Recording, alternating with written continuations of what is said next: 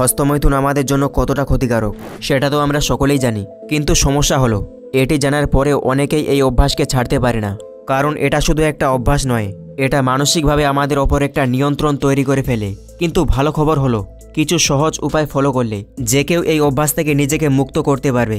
আর ঠিক সেই কারণেই আজকের এই ভিডিওতে আমি আপনাদের সঙ্গে শেয়ার করব এমন 5টি কার্যকরী উপায় যেগুলি সঠিকভাবে ফলো করলে এই খারাপ অভ্যাস থেকে বেরিয়ে আসা অনেক সহজ হয়ে যাবে। তাই ভিডিওটি শেষ পর্যন্ত দেখতে থাকুন যাতে কোনো স্টেপ আপনার মিস না হয়ে যায়।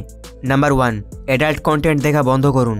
প্রায় 90% মানুষ অ্যাডাল্ট কন্টেন্ট দেখার পরেই হস্তমৈথুন করে। তাই হস্তমৈথুন কমাতে বা ছাড়তে চাইলে এটাই হবে আপনার প্রথম এবং সবথেকে গুরুত্বপূর্ণ পদক্ষেপ। অ্যাডাল্ট কন্টেন্ট দেখলে মস্তিষ্কে ডোপামিন নামক একটি হরমোন বেড়ে যায়। এই ডোপামিনই আপনাকে বারবার সেই ভিডিও দেখতে এবং হস্তমৈথুন করতে বাধ্য করে। তাই যতদিন এটা দেখবেন ততদিন আপনার মাথায় সেই ছবি, সেই ভিডিও ঘুরতেই থাকবে। ফলে আস্তে আস্তে এটা অ্যাডিকশনে পরিণত হয়। তো এখন প্রশ্ন হলো যে কিভাবে আমরা এটি বন্ধ করব। তো এর জন্য আপনাকে কয়েকটি উপায় ফলো করতে হবে। প্রথমত, মোবাইলে অ্যাডাল্ট কন্টেন্ট ব্লক করার অ্যাপ বা ল্যাপটপ হলে এক্সটেনশন ব্যবহার করুন। এতে করে অটোমেটিক অ্যাডাল্ট কন্টেন্ট ব্লক হয়ে যাবে। দ্বিতীয়ত, রাত্রে দীর্ঘ সময় ধরে মোবাইল ব্যবহার করা কমিয়ে দিন, কারণ এইসব চিন্তাভাবনা বেশিরভাগ সময় রাতেই আসে। তৃতীয়ত, যেই মুহূর্তে মনে হবে আপনি পুরনো অভ্যাসে ফিরে যাচ্ছেন, সঙ্গে সঙ্গে মোবাইল রেখে অন্য কাজে নিজেকে ব্যস্ত করুন। তো এইসব স্টেপ ফলো করলে আপনি খুব সহজেই অ্যাডাল্ট কন্টেন্ট দেখা বন্ধ করতে পারবেন।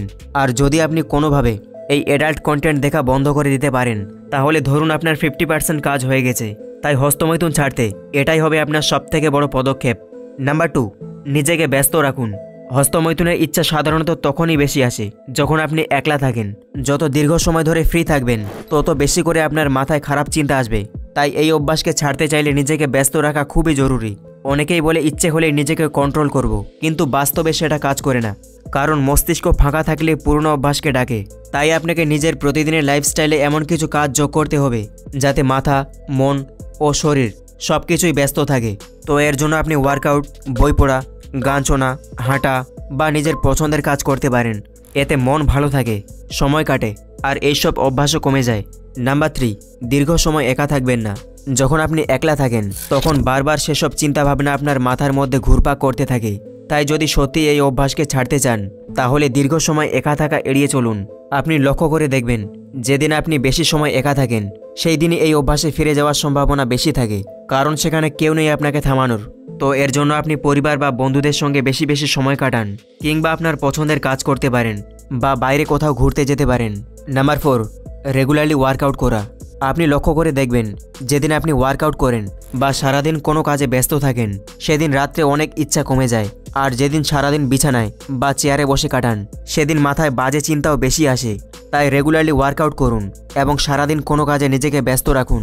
এতে করে শরীর ক্লান্ত থাকে এবং হস্তমৈথুন করার ইচ্ছা অনেকটা কমে যায়, কারণ আপনার শরীর তখন চাইবে বিশ্রাম, খারাপ অভ্যাস নয়। নাম্বার 5, নিজের ট্রিগার চিহ্নিত করুন।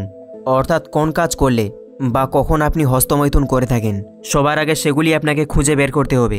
যেমন কেউ রিল দেখে ট্রিগার হয়, কেউ নির্দিষ্ট ছবি, কেউ রাত্রে মোবাইল, কেউ অ্যাডাল্ট কন্টেন্ট, কেউ একা থাকলে, কেউ মেয়েদের আন্ডারওয়্যার নিয়ে, বা কেউ পাশের বাড়ির হট বৌদিকে দেখে।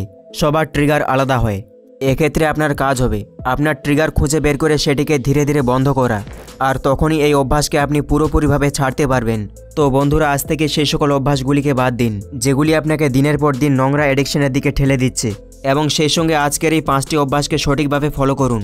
এতে করে আস্তে আস্তে এই অভ্যাস থেকে আপনি বেরিয়ে আসতে পারবেন। আর এরকমই গুরুত্বপূর্ণ ভিডিও আরও দেখতে চাইলে চ্যানেলটিকে সাবস্ক্রাইব করে নোটিফিকেশন বাটন অল করে রাখুন এবং সেই সঙ্গে ভিডিওটিতে একটি লাইক করুন। সবশেষে I wish you good health. Thanks for watching.